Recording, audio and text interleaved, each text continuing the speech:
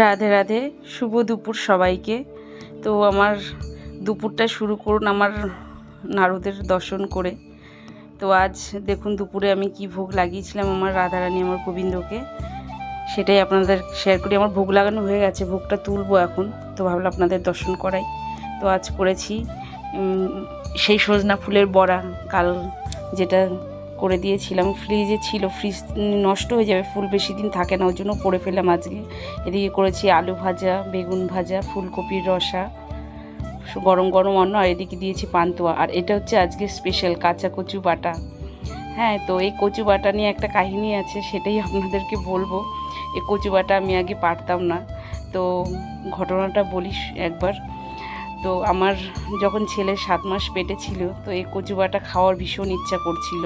তো আমার শাশুড়ি মাকে বলেছিলাম, তো মা বলছে তো আমি তো পারি না, তো কী করব। আমি তখন মাকে আমার মাও বাড়িতে ছিল না, তখন আমার শাশুড়ি মা আমার পিসি শাশুড়িকে ডেকেছে, আমার সেজ পিসি, সেটা থাকে হচ্ছে কলকাতায়। তো উনি আমাকে কচু বাটা খাওয়ানোর জন্য কলকাতা থেকে স্পেশালি এসেছিলেন। তো আমাকে কচু বাটা করে দিয়েছিল, এমন টেস্ট হয়েছিল সে কচু বাটার কথা এখনও আমি ভুলতে পারি না। তো আমি দাঁড়িয়ে থেকে পিসির কাছ থেকে সেই রেসিপিটা শিখেছিলাম, পিসি আমাকে শিখিয়ে দিয়েছিল।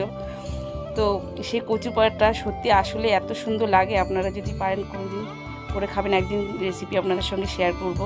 তো পিসির উদ্দেশ্যে একটা মেসেজ আছে, পিসি এই কচু বাটা খাইয়ে আমি তো ফেমাস হয়ে গেছি। আমার ছেলের জন্মদিনে এই কচু বাটা বৈষ্ণব সেবায় দিয়েছিলাম, তো প্রত্যেকটা মানুষ এই কচু বাটা প্রসাদ পেয়ে এত খুশি হয়েছে, এত ভালো পেয়েছে, আমাকে সবাই প্রতিটা মানুষই বলেছে তোমার কচু বাটাটা খুব সুন্দর হয়েছে। তো এটা তো আমার রেসিপি নয়, এটা আমার পিসি শাশুড়ির রেসিপি। তো পিসি শাশুড়ির উদ্দেশ্যে পিসিকে আমার একটা বিশেষ করে থ্যাঙ্কস, পিসি অসংখ্য ধন্যবাদ এই কচু বাটাটা শেখানোর জন্য। যাকে খাইয়েছি আজ পর্যন্ত কেউ বলেনি খারাপ হয়েছে, ওকে থ্যাংক ইউ না জানিয়ে পারলাম না।